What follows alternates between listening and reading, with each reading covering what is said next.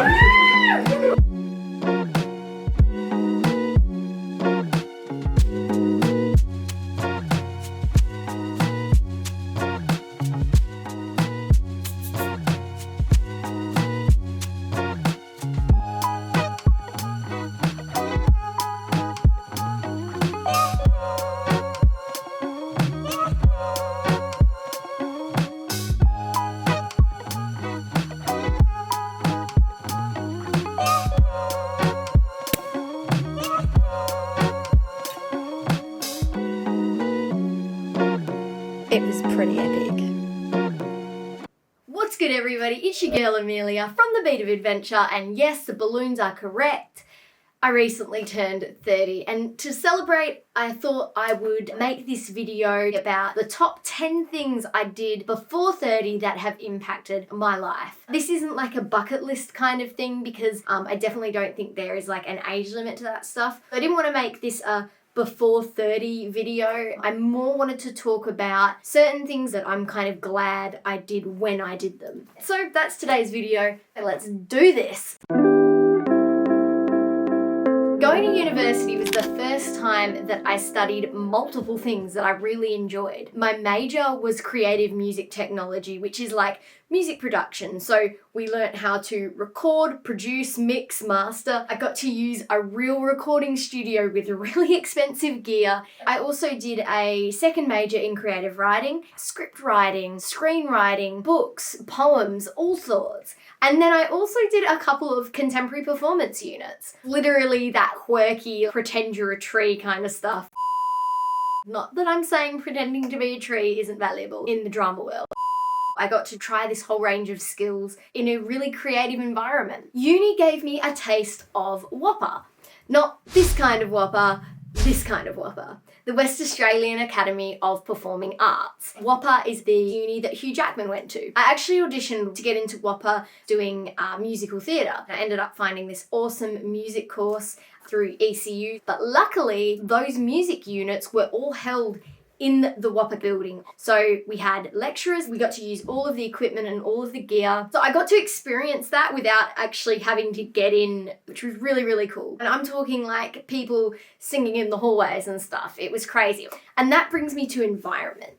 Environment was a huge part of my uni experience. Anyone that did any arts or humanities-based subjects, they went to this campus. And it just had a fantastic vibe about it. And it was the very first time I'd been in that atmosphere. Most importantly though, I got to make friends who were all actively wanting to be photographers, artists, writers, to perform on stages. Now, I'm not suggesting everyone should go to uni. It depends on where you live, what your financial situation is, and of course what it is you want to do. But you can get some of what I got out of uni, besides the degree, by finding like-minded people, experimenting with loads of different skills, and by putting yourself in an environment which nurtures your passions. I travelled solo. Travelling on my own literally has impacted my life in so many ways. I think I was 23 when I went on my first solo trip. I firmly believe that traveling alone is something that every single person should do. It teaches you to be way more adaptable. Throw a solo traveler in the deep end and they will learn how to swim, which is ironic because I'm really not a good swimmer. My first solo trip taught me to throw myself into new situations with abandon, that I'm highly capable, and to trust my instincts, which is an incredible thing to learn when you're younger. Solo travel also taught me that our so-called negative traits can actually be a positive. While I've been made to feel embarrassed by my loud, outgoing, and super talkative nature, when I started to solo travel, I realized it was a huge positive because it's those very things that made it so easy for me to make friends anywhere I went. So I highly recommend traveling on your own. I started going to a PT. Getting your health in order is a huge thing, and while I don't think that everyone needs a personal trainer, for me, I hate the gym, so there was no way you were getting me in a gym without a PT. Finding the right fit just made all the difference. The whole process of getting my physical fitness in order has had a huge impact on my mental and physical health. Most importantly, the process has taught me that consistency creates discipline, not the other way around. This discovery has impacted every part of my life, especially when it comes to doing things like making YouTube videos and photography and writing on my blog or whatever it might be. I paraglided over the Austrian Alps. This is a huge one for me, and yes, it actually was a bucket list item, but that's not why it made the list. See, going paragliding was the first kind of like extreme activity I'd ever done. We were in a really beautiful place in I think it's called the Tyrol region of Austria. It's pretty much one of the most beautiful places you can paraglide in my opinion, and I'm biased because I loved it. But going paragliding taught me a super important lesson about fear. So you get there, you're on top of this cliff, and he tells you, 1, 2, 3, and go. Run, run, run, run, run. Keep on running, keep on running, keep on running. And at this point, you're not allowed to stop. That's the point of no return. Push your knees up. At that point, you have no control, and that is the moment fear just melts away. And suddenly the current takes you, you're gliding.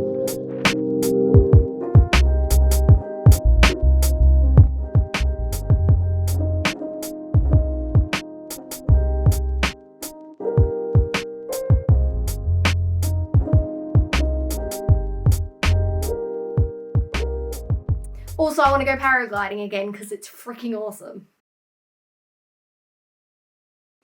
I immersed myself in other cultures. Now, this isn't just about travel because I firmly believe that we can all experience cultural immersion in our own home country. The reason that I think it's important that we do it as early as possible, in our 20s at least, is that it is the shield to hate and ignorance and stereotypes.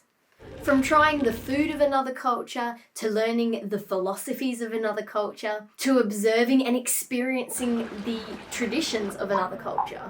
But people get set in their ways, they get more rigid as you get older, and so that's why for me it's so important to experience cultural immersion early as possible. I learned to be cool with my own company. Extroverts like myself normally draw a lot of energy from being around others. But the combination of travelling solo and moving at a different pace to my friends, a mix of mortgage owners and parents and happily partnered people, plus, a whole global pandemic, it meant that I had to learn to draw energy from my own company and to appreciate being on my own sometimes. I know a lot of people, even introverts, who crave alone time but struggle when they have it. And so that's been a really important part of my 20s, just learning to be okay with my own company. I made friends and acquaintances from other countries. This is basically diversifying your network. A mixture of traveling the world, going to conferences and events with like-minded people, and also doing courses and making connections through social media. All of those things has given me a network that spans the globe.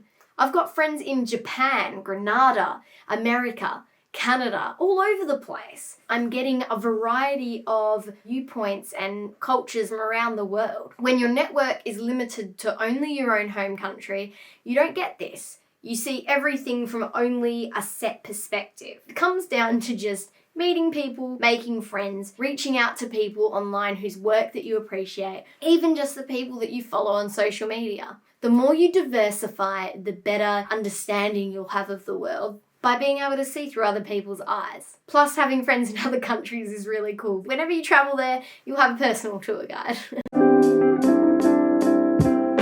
Experienced language barriers. Having conversations with people where neither of us spoke the other person's language has been incredible. Whether speaking to an elderly shopkeeper in Japan or a local from a small village in Italy, Learning to communicate in a way that transcends language is something that I'm really glad to have experienced early. And I love that many times I've been thrown into it with no warning. This is something I'm glad to have done a fair bit in my 20s because I know that we get less adaptable as we get more comfortable. This isn't an age thing either, it's just an experience thing. If you've experienced and conquered language barriers before, then you're more likely to put yourself in the position to experience them again. And as someone who craves adventure, that's really important. I got a tattoo.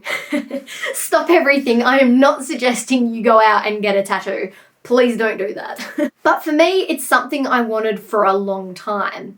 And after a chat with a new friend I made in New Zealand, shout out to Kate, I realised it was only me holding myself back. Over the rest of my trip, the perfect thing came to me, and it was a combination of the experiences I had in New Zealand. By the end of that New Zealand trip, I knew exactly what I wanted, and I had the tattoo done on the very last day. Now, I know that a lot of people have tattoos, I have friends covered in them, so I'm not special. But for me, if I could be so certain about something as important and permanent as that, then I knew that I would be able to manage commitment and risk. And that's what getting a tattoo for the first time taught me. I now have 2, still counting. So that's it, guys. That is the top 10 things I did before 30 that have seriously impacted my life. I hope you got some takeaways from this video. Obviously, I'm not suggesting you go out and do everything I did. You don't have to go paragliding or get a tattoo. Hopefully, you can take away what I learnt from them and apply them to your own life. And also remember that this is all arbitrary. 30 is just a number. But that's it for me, guys. I hope you enjoyed it. I'll see you in the next video. Peace out. Bye.